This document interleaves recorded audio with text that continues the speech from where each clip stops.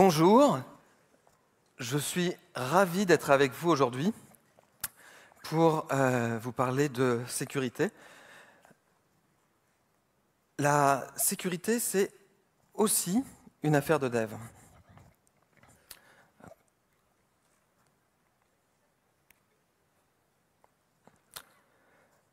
Alors, pardon, ça c'est un mail perso. Ouais. La sécurité pour les devs, en général, ça ressemble à ça. Ça, c'est à peu près 99% des formations en sécurité que reçoivent les devs en France. Il ne faut pas cliquer. Voilà. Donc, c'est un peu léger. Moi, la sécurité, je l'ai découvert il y a une vingtaine d'années avec Ajax. Pas lui, celui-là. Alors, Ajax, c'est Asynchronous, JavaScript, peut-être encore Asynchronous, XML. Bref, c'est l'objet XML HTTP Request. Ça veut dire que dans mon code, dans le navigateur en JavaScript, je pouvais appeler mon serveur et faire des choses sans recharger toute la page. Et ça, j'ai eu très envie de jouer avec. Et donc, j'ai construit un MMORPG par point d'action, un jeu en ligne. J'ai eu jusqu'à une vingtaine d'utilisateurs à peu près réguliers. Je pensais devenir riche. Bon, finalement, je suis avec vous aujourd'hui. Et bon, j'ai découvert que globalement, les utilisateurs, ils sont sympas. Presque tous. Ouais, il y en a quand même quelques-uns qui le sont un peu moins. Et puis j'ai découvert aussi que j'étais une bille en sécurité. Alors, je m'appelle Gaëtan Eléouette. Je suis principalement développeur Java. Je travaille chez Meritis, une ESN. On est basé un peu partout en France. On a quelques consultants à Bordeaux et on recrute. Voilà. Vous pouvez me retrouver sur des réseaux sociaux avec à peu près le nom Gaëtan. Peut-être plus facile sur LinkedIn aujourd'hui. Voilà. Je suis aussi le CEO et le main... je ne sais plus si c'est lead staff ou staff lead. Bref, principal développeur du premier site francophone de blagues de chat, catjoke.egaetan.me. Mais bon, c'est une autre histoire. Alors, c'est important d'avoir un chiffre dans une conférence. 72%, c'est un chiffre qui date de 2021. 72% des failles d'applications web sont liées au code applicatif. Alors c'est quand même beaucoup. Ça veut dire que ce n'est pas dû à l'infra, au réseau, à tous ces trucs-là, non, c'est dû au code. Et moi, ça me touche parce que j'écris du code. Et donc ça veut dire qu'on a une grosse marge de progression là-dessus. Alors, on n'est pas tout seul. Il y a une fondation qui s'appelle la fondation OWASP, Open Web Application Security Project, qui est une communauté ouverte qui recense pas mal de choses pour aider à améliorer la sécurité sur le web. Alors c'est une communauté, c'est assez facile de la rejoindre. On peut même pour 50 $ avoir une adresse en owasp.org. Et un jour je le ferai, je n'ai pas encore fait, mais un jour je le ferai. Et ça recense plein de vulnérabilités, ça publie tous les 4 ans un top 10 qui sont les plus grandes catégories dans lesquelles il y a des faiblesses dans le logiciel. Alors ceux qui se disent « j'en ai pas besoin, moi j'ai une super équipe, j'ai un RSSI, j'ai un outil magique », alors c'est écrit en tout petit, je ne sais pas si vous arrivez à lire, c'est un spray de dégrippant qui s'appelle Silver Bullet, parce qu'il dégrippe tout. J'ai une mauvaise nouvelle, ça ne marche pas comme ça, et c'est même pire, c'est vraiment mensonger, ça trompe les gens. Un outil qui offre une couverture complète, ce n'est pas possible. Une grande partie des vulnérabilités, ce sont des vulnérabilités métiers. Et donc, il n'y a pas d'outil qui peut corriger ça. Voilà. Pardon.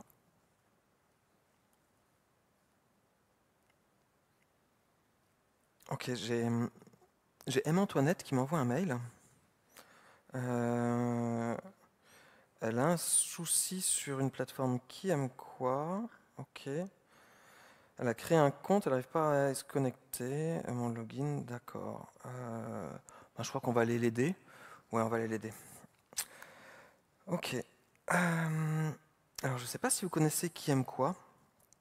C'est un site qui n'est pas très connu chez les gens vivants, parce que c'est un site de personnalités de personnes qui sont mortes depuis très très longtemps. Comme ça, j'ai pas de problème avec elles. Et on y trouve des citations presque anonymes. Voilà. Alors, se connecter.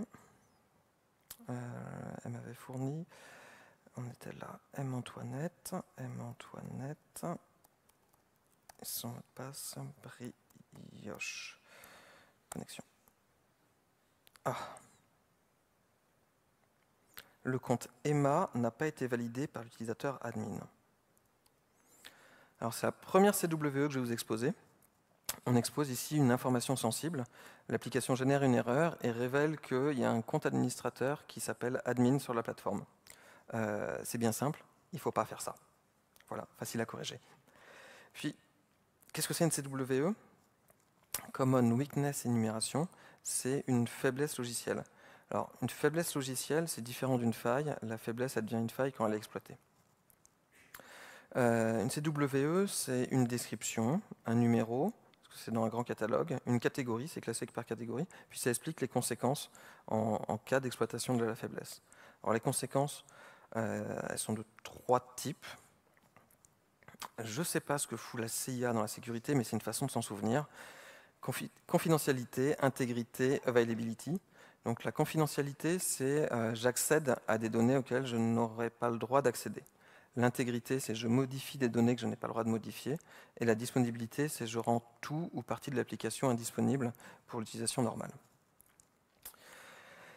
Et puis je ne sais pas si vous l'avez remarqué, il y en a une deuxième petite faiblesse. Le champ du mot de passe, il n'est pas masqué, parce que je vais le taper plein de fois dans les minutes qui viennent. Et c'est trop relou si je me plante parce que je tremble des doigts. Voilà, retournons-y. Le compte Emma n'a pas été validé par l'utilisateur admin. On a un utilisateur admin. Admin. Ouais, ok. Alors, les gens de la sécurité, ils ont plein d'outils pour rejouer des requêtes. Les développeurs web aussi, ils ont plein d'outils pour rejouer des requêtes. Ils sont souvent un peu trop compliqués pour être montrés en conf, donc j'ai un outil un peu plus simple qui me permet de rejouer des requêtes avec juste les informations nécessaires. Donc j'ai la méthode de ma requête, quel domaine je vais taper, puis l'URL, et puis là j'ai mon body. Admin, je peux envoyer la requête. Voilà, compte ou mot de passe invalide. Je vais essayer. Tiens, je vais rajouter. Hop, j'ai rajouté un petit guillemet. Allons-y.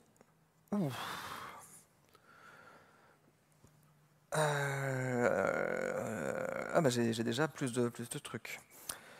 Requête invalide. Select, ok. Hop, j'envoie. Ah, ça a marché. Injection SQL. On est en 2024. Ça ne devrait plus exister. Ça existe encore. La requête exécute du code utilisateur. Donc là, j'ai ma requête, on fait une concaténation de string où je passe un nom et un mot de passe pour construire ma chaîne de caractères. Là, ce que j'avais envoyé, c'est admin apostrophe tiret. Donc, ma chaîne de caractères qui correspond à la requête, elle va prendre l'ensemble. Et puis, tiret en SQL, ça veut dire ignore le reste de la ligne, c'est un commentaire. Et donc, je n'ai plus la vérification du password. Voilà. Il ne faut pas faire ça. On ne construit pas de requête avec des entrées utilisateurs. À la place, il faut faire des prepare statements, par exemple dans le cas du SQL. Il y en a dans tous vos langages, tous vos frameworks. Il faut. Alors là, normalement, avec ça, on est logué. Ouais, on est logué. En attente de validation, Emma, parfait. On va valider son compte. Hop, ça c'est fait. Alors, on se connecte. M. Antoinette. Brioche. Connexion. Ok. Tiens, elle a une citation. Ils peuvent être mes bourreaux, mais ils ne seront jamais mes juges.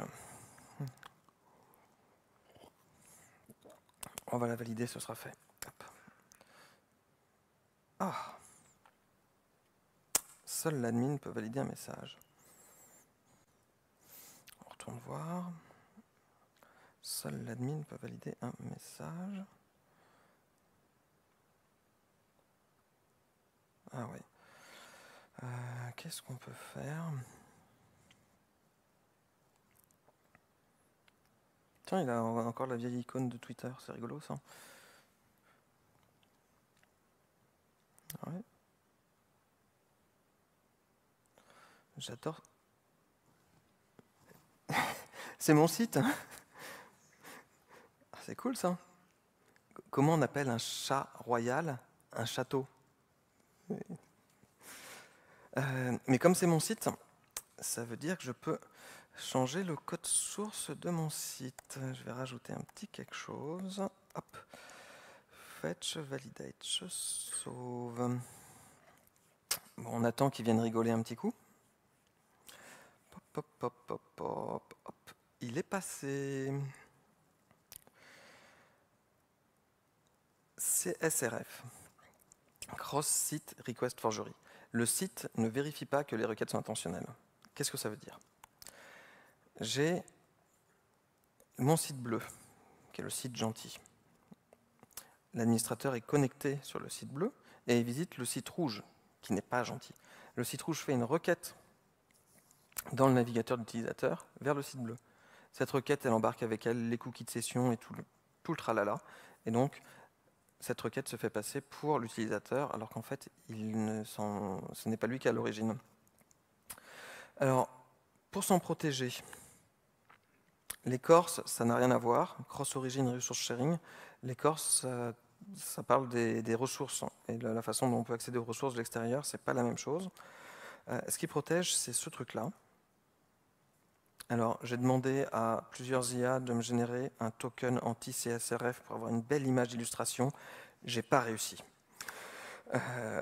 Si quelqu'un y arrive, qui m'envoie le truc, mais moi, j'ai pas réussi. Donc, c'est un jeton aléatoire unique qui est embarqué dans la page et qui permet de vérifier qu'au moment où on envoie la requête elle est bien intentionnelle d'utilisateur. Il faut lire la documentation, en particulier quand on est dans des SPA où c'est un petit peu plus compliqué.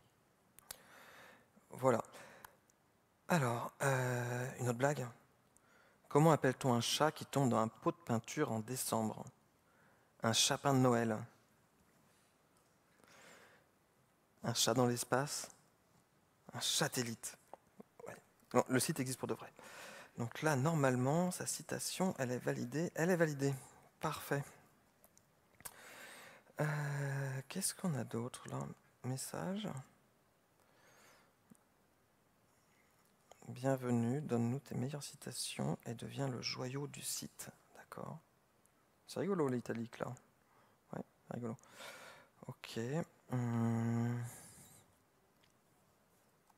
À quoi ça ressemblait ça?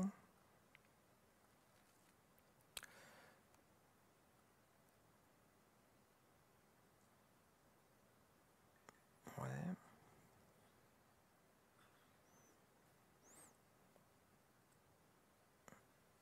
Je suis un peu curieux. Oh!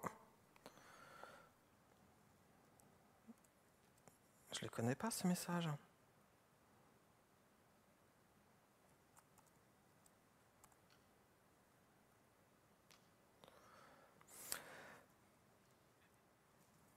La CW639 accède à des données d'autres utilisateurs en manipulant une clé d'identification de données. Alors, c'est la différence entre authentification et autorisation. Il faut qu'on ait un contrôle au niveau de la donnée des autorisations. Est-ce que j'ai le droit d'accéder à cette donnée-là? Et puis là, il y a une deuxième chose. J'avais juste à changer un numéro pour tomber sur les messages de quelqu'un d'autre. C'est plutôt pas mal d'avoir quelque chose qui ne soit pas devinable et donc qu'on ait un UID ou autre chose comme ça qui soit plus compliqué à deviner. Ne pas oublier que le contrôle de l'autorisation, il se fait au niveau de la donnée le plus bas possible. Et ça, c'est plus dur. Nos outils et nos frameworks, ils ne marchent pas très très bien pour ça, et donc il faut vraiment le faire à la main. Et puis, c'est une considération métier. C'est le métier qui saura nous dire qui a le droit d'accéder à quelle donnée. Alors, continuons. Login, dago, mot de passe et Toluc. Eh bien, on va essayer ça. Hop. essayons ça. Dago, Dago. Dago, Dago, Dago.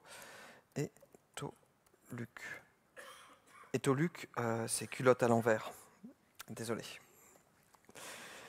Bienvenue, Dago Premier. Dago Premier, je n'aime pas beaucoup les chansons. D'accord. Score. Sans étoiles. Oh ben, on va, hop, sans étoiles. Tiens. Hop. M. Antoinette. Envoyer. Oui. M. Antoinette. Parfait. Ça, c'est fait. Qu'est-ce qu'il y a dans ces messages? Au Mont-Roi. Ouais, ça là, on l'avait déjà vu. Ok. Au Mont-Roi, vous pouvez m'écrire. Éloi, conseiller stratégie. Ok. Bon, on va voir si on a bien récupéré les étoiles. Je me connecte. M. Antoinette. Antoinette. Brioche. Score. Ouais, on a les étoiles. Comment ça marche? Éloi, conseiller stratégie. Je t'envoie une. Ah, j'ai perdu une. Ouais, c'est con.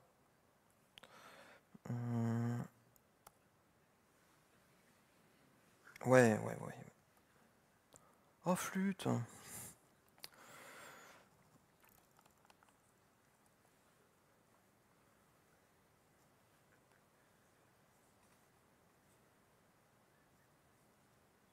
Chut.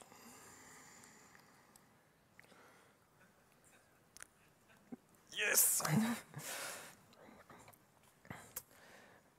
C'est très sympa la validation des données utilisateurs dans le client.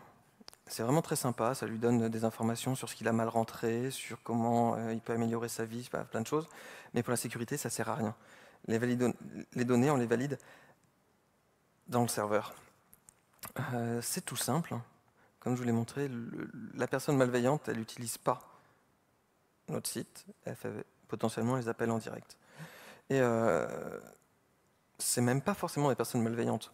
Il peut y avoir des personnes qui utilisent notre site par API directement parce que c'est plus efficace, plus rapide. Il y a plein d'utilisateurs avancés qui scriptent comme ça les interactions avec nos sites.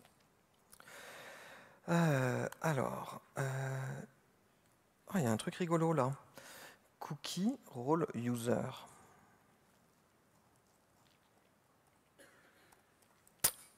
Admin. Voulez-vous? Oui, je veux. Hop. Regardons. Yes, je suis admin. On n'utilise pas des valeurs sensibles dans les cookies si on ne vérifie pas que c'est nous qui avons écrit dedans. N'importe qui peut écrire dans le cookie, en particulier l'utilisateur, et donc on valide que le cookie a bien été écrit par nous. Pour faire ça, c'est bien simple. On met une signature à la fin de notre cookie, et comme ça on peut valider. Comme je suis là, cadeau, bon cadeau, bah oui, un bon cadeau s'il te plaît. Ok, merci, code 694. Bon, on va les récupérer. M. Antoinette, Brioche, connexion. Et j'ai un cadeau, code 694. Yes, 209, on est pas mal.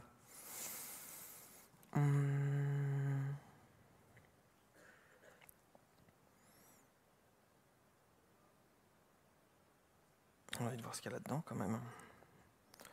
Je m'envoie un message à moi-même. À Bordeaux. À PTX.io. On est bien. Envoyé. Nickel. Quoi ça ressemblait?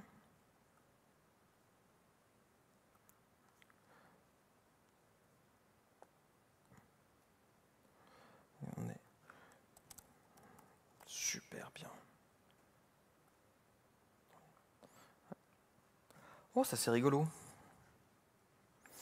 Alors, je ne sais pas si vous parlez très bien anglais ou pas, mais en anglais, gift, ça veut dire cadeau, et false, ça veut dire faux. Moi, je préférerais en fait que ce soit vrai. Essayons.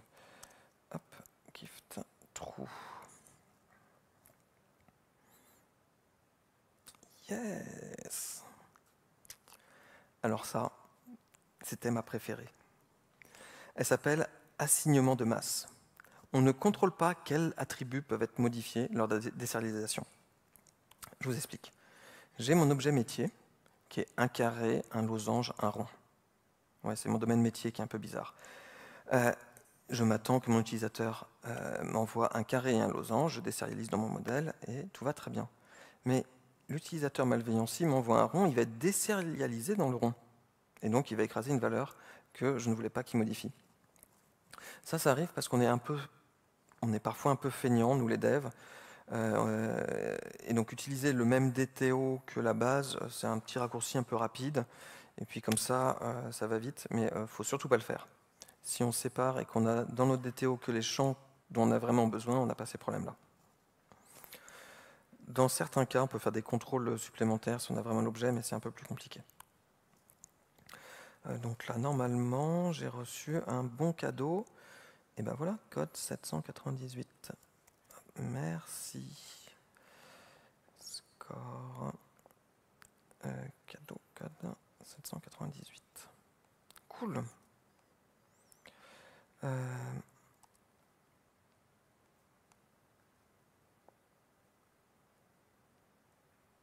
y avait quand même de l'italique.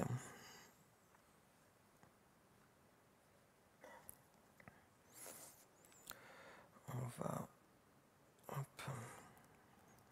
Admin. Ouais, moi, c'est pas de l'italique que j'ai envie de lui envoyer. Script. Envoie-moi, s'il te plaît, un message. J'envoie. Ouais, il faut qu'il lise son message quand même. Hop, il l'a lu. XSS, mauvaise neutralisation de tag de script dans du HTML. Cross-site scripting. Attention à ne pas confondre avec l'autre qui est aussi cross-site, le CSRF. C'est pas du tout la même chose. Et là, on a du code JavaScript qui va être exécuté dans le navigateur de l'utilisateur et surtout dans la session de l'utilisateur avec les droits de l'utilisateur, donc avec les droits de l'admin dans notre cas. C'est dans la page qu'on envoie à l'utilisateur qu'il y a un bout de script malveillant qui est exécuté. C'est assez important ce XSS parce que ça veut dire que dans le mode client-serveur, où habituellement le serveur ne connaît pas le client ni la technologie du client, bah là il doit la connaître parce qu'il doit échapper pour le client spécifiquement les balises qui pourraient être dangereuses. Que ce soit du HTML, on peut avoir ça aussi dans du XML, on peut avoir ça dans plein d'autres formats. À chaque fois qu'on a un format, on doit savoir quel est le client pour lui échapper correctement les choses. Voilà, et donc là j'ai un code cadeau récupéré, 566, on y va, code 566, recevoir, parfait. 229, on est pas mal. Non, pas encore. 256, flûte.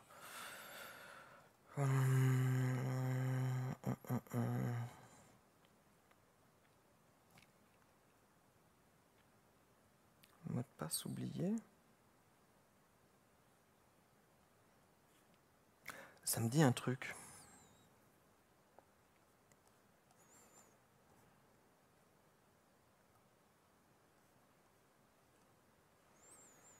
Ok. Se connecter. Mot de passe oublié. Admin.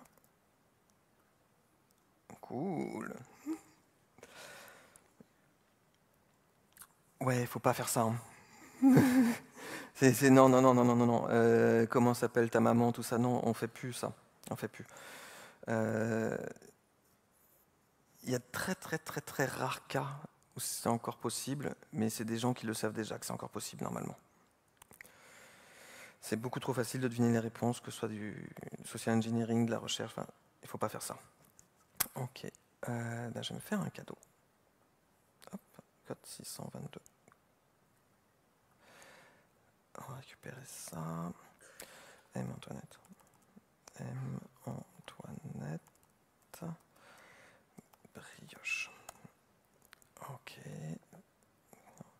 Ouais. Et ouais, il y a eu pendant très longtemps, je crois, j'étais en mission et on me demandait de remplir ça le premier jour avec 5 ou 10 questions personnelles là-dessus. C'était très très casse-pied. Où j'en suis? Ouais, on refait. Code 622. Oh mince, je l'avais déjà fait. Oh. Moi, je suis dev Java, alors j'ai quand même un petit faible pour les stack traces. Les belles exceptions, là, comme ça, en rouge. C'est quand même joli. Encore un coup. Parce qu'il faut la lire aussi. Qu'est-ce qu'il y a dessus? Invalide code, promogenerator.jar 1.0. Ok. Ouais, on fait pas ça. Pas d'exception dans ce qu'on envoie au client. La solution, elle est facile. On fait un petit try-catch. Et comme ça, pouf, pas d'exception. Le principe est simple. Toutes nos erreurs, hop, on a une barrière et derrière, on a une erreur générique. Pas de stack d'erreur. Les stacks d'erreur, c'est dans les logs, c'est pas dans les clients. C'était facile. Qu'est-ce qu'on a là? On va aller regarder ça. Ouais. Promo Generator, c'est ça. Fixe.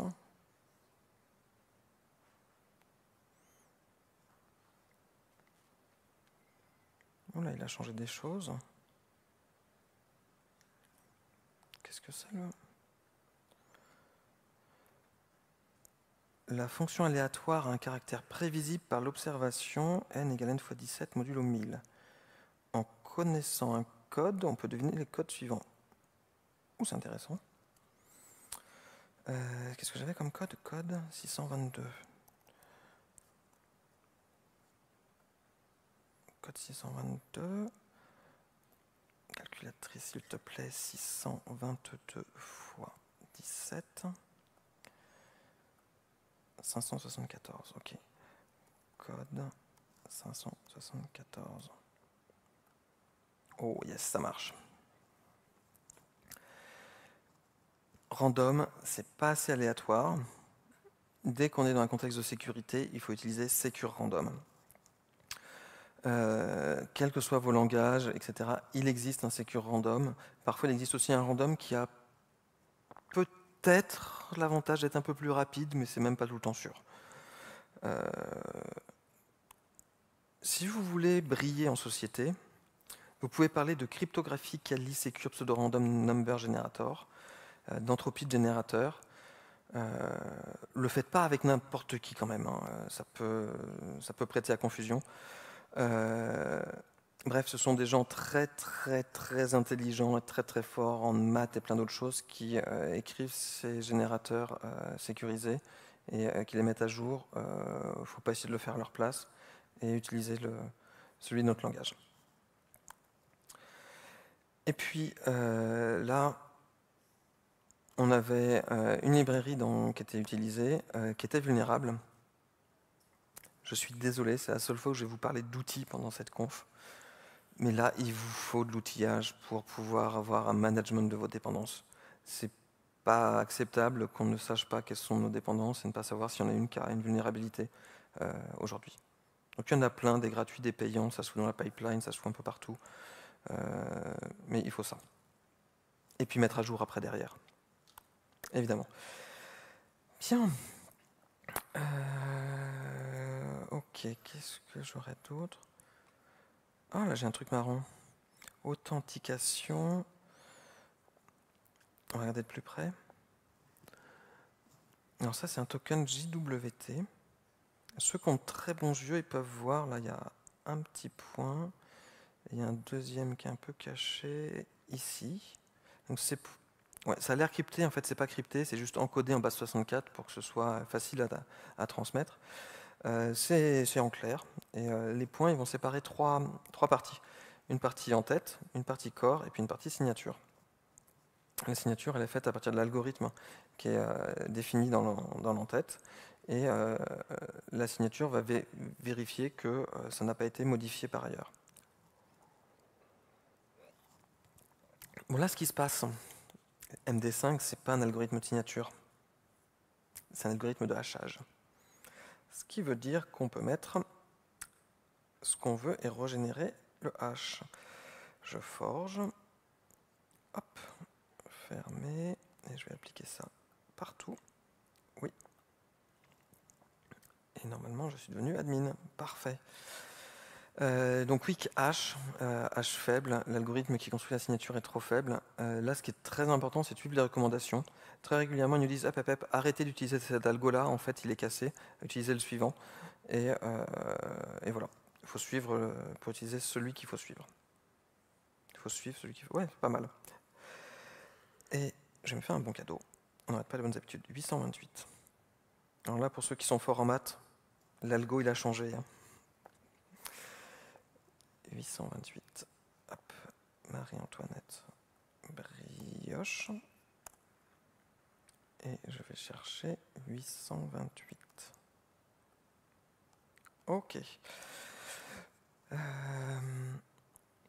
On n'a pas regardé ça. Créer un code cadeau. 1. Créer.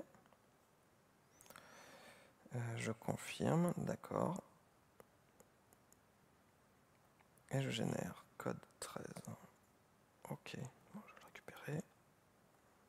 Ok, ça marche. On va regarder ce qui s'est passé.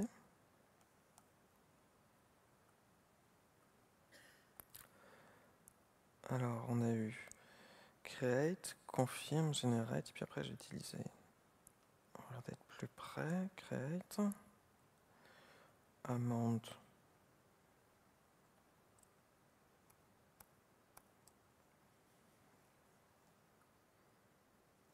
Ok.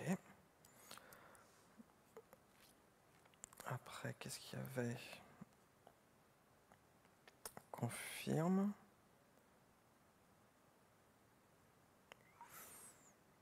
Qu'est-ce qui se passe si je génère sans confirmer? Oh! CW 841, mauvais contrôle de l'ordre d'exécution dans un workflow. Les étapes ne sont pas respectées. Dans ce cas-là, j'ai mon workflow normal créé, confirmé, généré. Et qu'est-ce qui se passe quand je fais créer, générer? Je n'ai pas fait la case confirmée. Et ça marche quand même, ça ne devrait pas. Notre boulot à nous les devs, c'est aussi de gérer les cas non passants. Le cas passant, c'est celui qui est facile, il est bien décrit dans le ticket. C'est tous les cas non passants qu'il faut aussi bien gérer. Et c'est là que c'est difficile.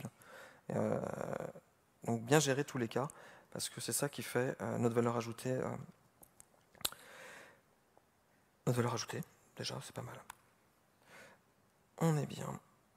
Alors 1000, on en est où? Je rafraîchis ma page. Hop, score.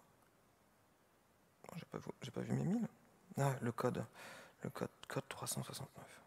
Code 369. Ah, cool. Est-ce qu'on est bon? Non?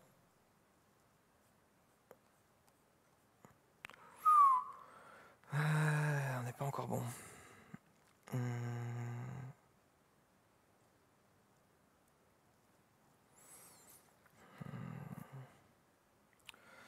Qu'est-ce que je vais...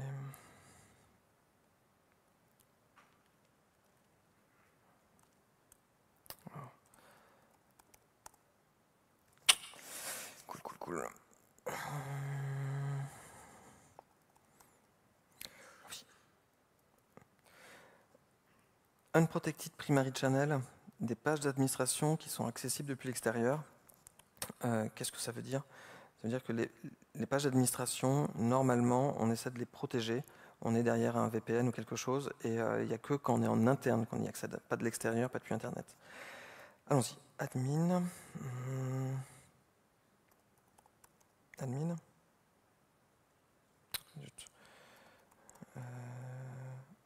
3, 4, 5, 6 Non. Quelqu'un a une idée? Password. Oh, j'aime bien password. Password. Non.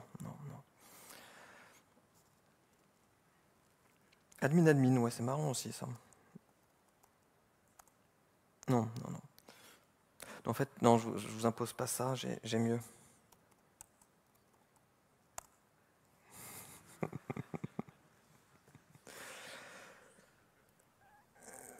Oui, c'est quand on a une autente, il faut bien vérifier qu'elle est partout en fait, qu'il n'y a pas un chemin alternatif qui permet de rentrer ailleurs.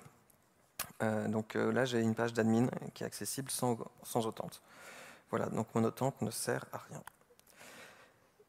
Et puis c'est là que j'ai pas voulu vous imposer les passwords par défaut. Non. Tout le monde fait ça, on les change tous, bien entendu. Et ceux qui étaient imaginatifs, chat 1, 2, 3, c'est pas un bon mot de passe. Ok, j'en veux pas. Voilà. On y est. Utilisateur. Ok, il y a des trucs. Nouveaux inscrits. Emma. Ok. URL de rappel.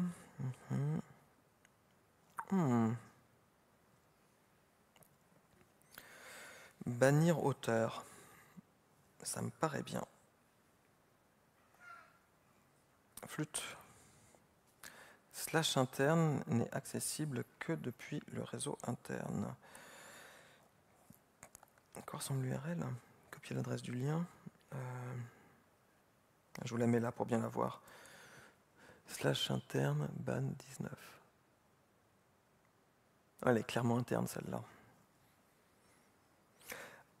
Alors je ne sais pas si vous savez ce que c'est une URL de rappel ou une callback. Parfois ça s'appelle aussi webhook.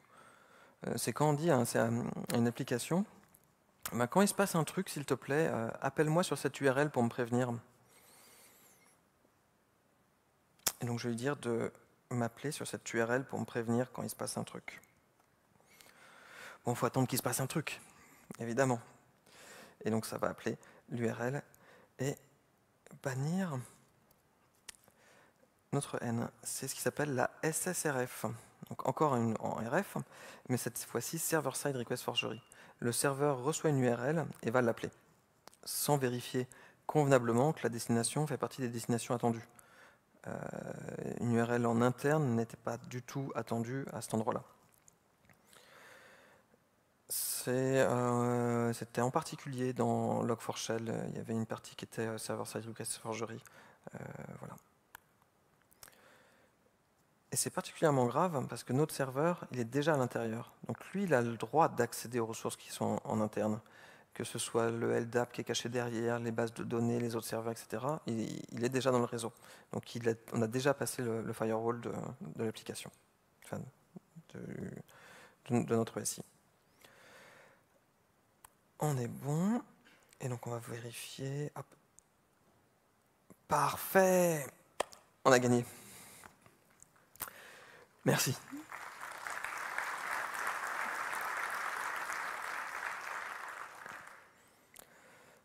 Alors, bien évidemment, tout ça n'aurait pas été possible sans les journaux de log qui permettent de voir tout ce qui se passe, et particulièrement pour tous les événements de sécurité critique, avoir des traces, et qui permettent de corriger, d'analyser. Là aussi, il peut y avoir des outils qui surveillent en temps réel des activités inhabituelles dans les logs. Donc, ne pas oublier de bien journaliser tous les événements de sécurité critique pour pouvoir faire des analyses dessus. Et donc, en résumé, je peux d'avoir un coup.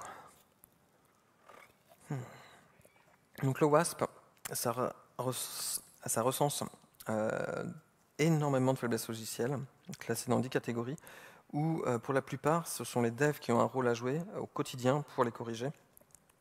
Alors les 10 catégories de la dernière qui est sortie, de rien Emma, on y trouve plein de choses.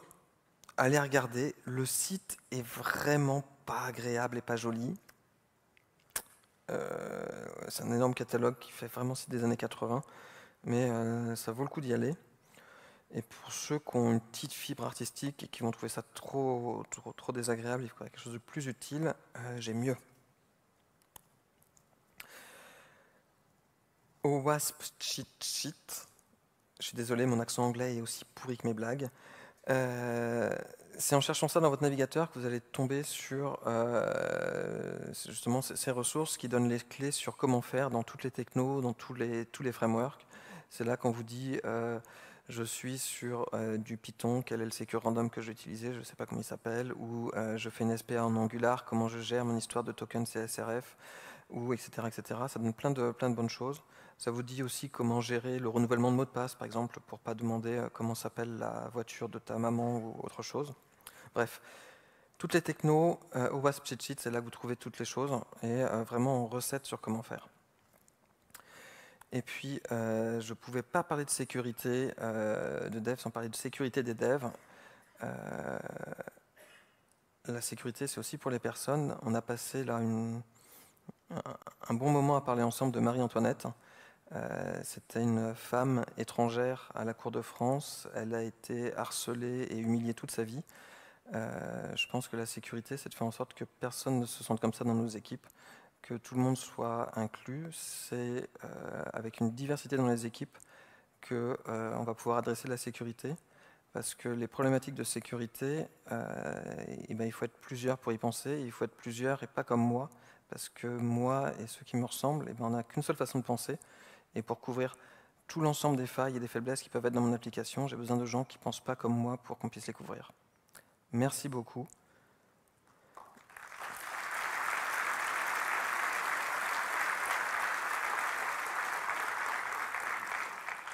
N'oubliez pas de flasher, de faire le truc Mush Open Feedback. C'est toujours très utile et agréable.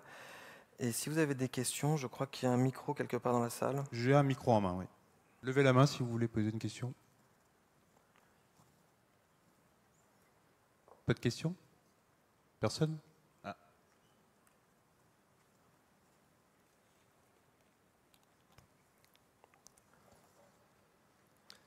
Oui, bonjour. Merci pour la présentation. Est-ce que tu aurais des exemples de ressources pour aider les devs à s'auto-former sur tout ce que tu as présenté et tout ce qui peut exister comme faille de sécurité qu'on introduit dans nos applications? Merci. Oui, le replay de ma conférence qui sortira bientôt sur la chaîne YouTube de BDX.io, qui est déjà une très bonne source. Je crois qu'il y a une ou deux autres conférences sur la sécurité qui sont particulièrement intéressantes aussi aujourd'hui. Et après, il n'y a malheureusement pas grand-chose que je connaisse. Merci. Une autre question peut-être? Ah, vous me faites courir.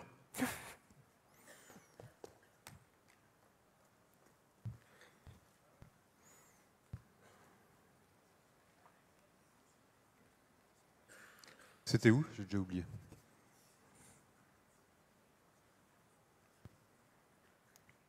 Merci. Ma question, c'est concernant les logs. On a dit que c'était important de loguer absolument tout ce qui était critique en termes de sécurité dans les logs. Et du coup, la question, c'est, surtout pour des développeurs qui ne sont pas forcément des experts en sécurité, comment on définit ce qui est critique et ce qui concerne la sécurité? C'est une sacrée bonne question. Comment on définit ce qui est critique côté sécurité quand on est dev et qu'on ne sait pas trop ce que ça veut dire la sécurité? C'est une très bonne question. J'en ai absolument aucune idée. Voilà. Mais même pas que. Par exemple, un login fail sur une application, il faut en avoir une trace pour pouvoir analyser si d'un seul coup il y a une explosion de login fail, qu'il y a quelque chose qui se passe. Et c'est pas encore de la CIA, c'est déjà la CIA. Ouais, c'est compliqué. J'ai pas de bonne réponse. Mais c'était une bonne question. Merci. On a encore une minute pour une dernière question.